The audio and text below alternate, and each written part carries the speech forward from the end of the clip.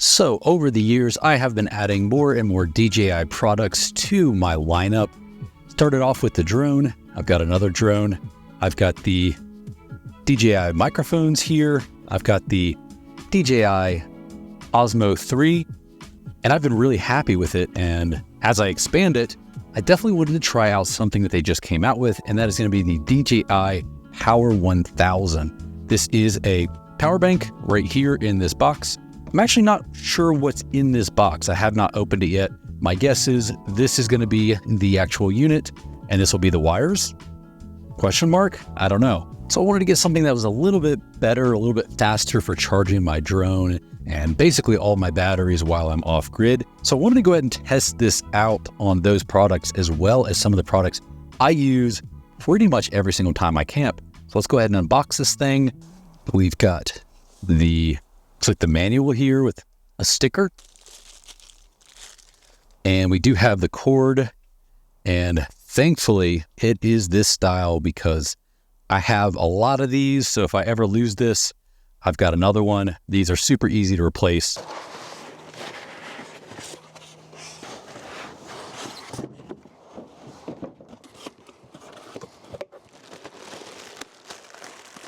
Looks like we have a carrying bag here, which is awesome. Oh, and the sides. Oh, this is really great. I'm excited to see this because it looks like the handles still come through. Now I actually got this because I like to charge my power bank while I'm driving. So if I'm running my fridge, I'll charge this and have it run into my power bank and then go into the fridge. So definitely a really good accessory. Oh man, that's really cool. You can actually still use all of these. So you've still got access to the handles and you can zip it back up. All right, so we can actually reach up here and grab it. It's right up there on the top part. We don't need to undo that. Let's go ahead and turn it on, see what we start off with. So it actually makes the same noises that my drone does, which is really interesting. But we're gonna go ahead and get this with 53%. So if you buy this and you immediately need to, head on the road, then you'll be at 53%. And then couple that with the chargers here, you could essentially be ready to go right out of the box.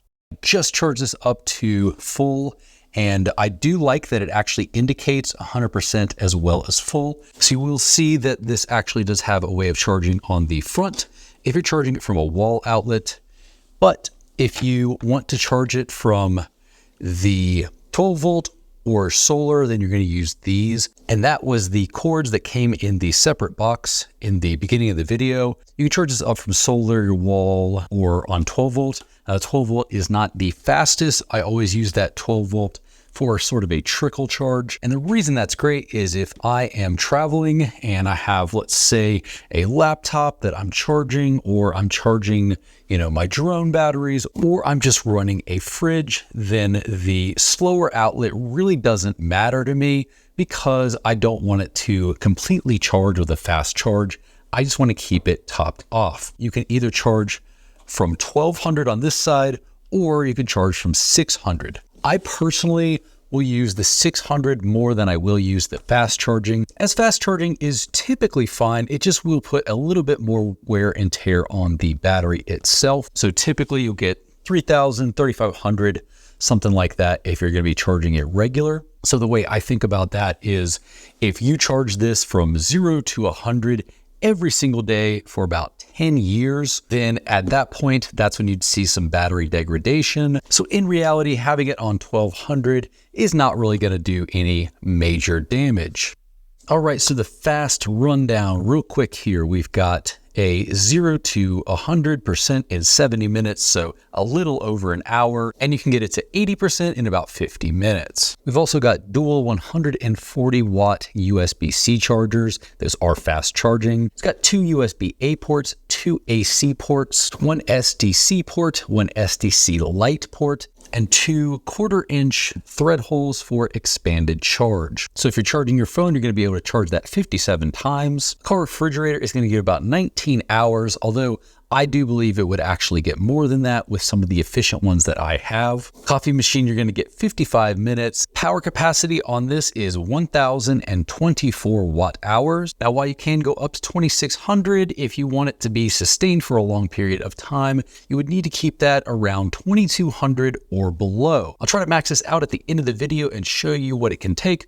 But just know that if you want to run it for extended periods of time, you could run this at 2,200 watts, and that would go from about 100 to 0, and it would still maintain that throughout that process. Now, a lot of power banks will tell you about 3,000, 3,500. They are claiming 4,000 on this one, so probably about 10 or 11 years on that. Now, if you have really big solar panels, I do have some 400 watt ones. You could essentially put in about 800 watts maximum. It is very unlikely that you're going to have 800 watts of solar with you. You could potentially do that, especially if you are charging before a camping trip at your house. As I stated before, I do have a lot of DJI products. I am currently using the DJI mic with a pretty loud AC going over there, so if you can hear me pretty good, this is a great mic. Now, I do also have the Air 3, and I have 3 batteries with that, so if I need to fast charge this, I can do so with this right here. While I am pointing out the DJI drone capabilities of charging faster, this is not just for DJI products.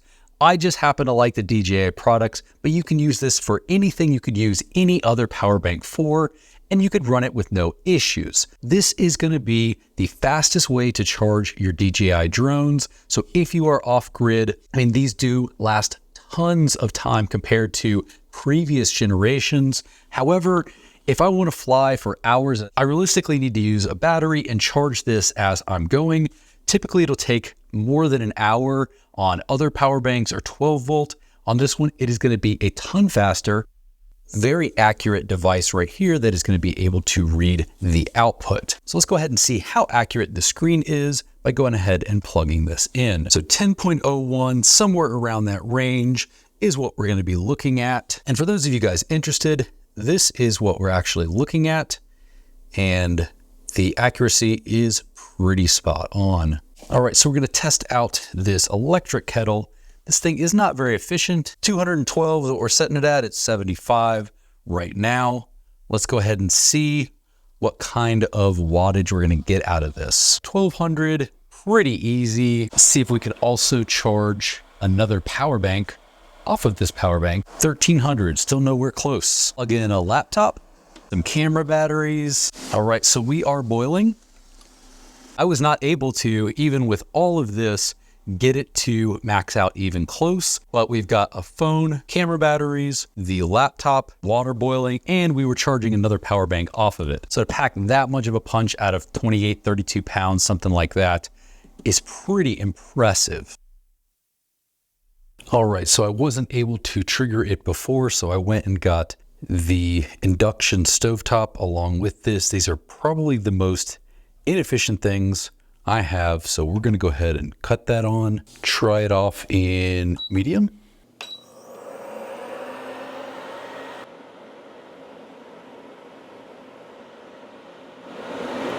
Actually running at 2400, let's cut that down.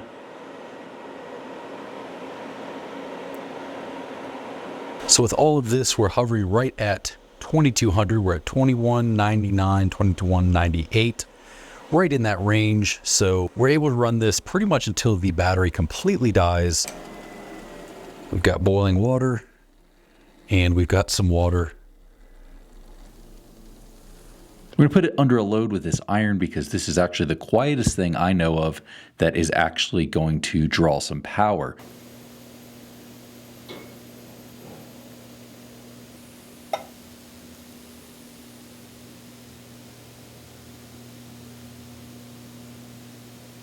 So at the time of filming, this is $6.99. I don't know that that price will last, so I would check it out soon. I know this is a discounted price, so go ahead and check it out ASAP. For what you get, I do think the price is a really good price point. If you're someone that has a drone, this is the perfect one for you. You are someone that likes to camp, someone that just needs some backup power at home. We tried to overload this. We were not able to with everything plugged in. So if you need this as a backup power source, this is also a great option for you. So that being said, I will drop all the links below so you can check this out. You can check out in the description and read a little bit more about it if I missed anything, but I try to cover what I could for you guys. So that being said, I'll see you guys in the next video.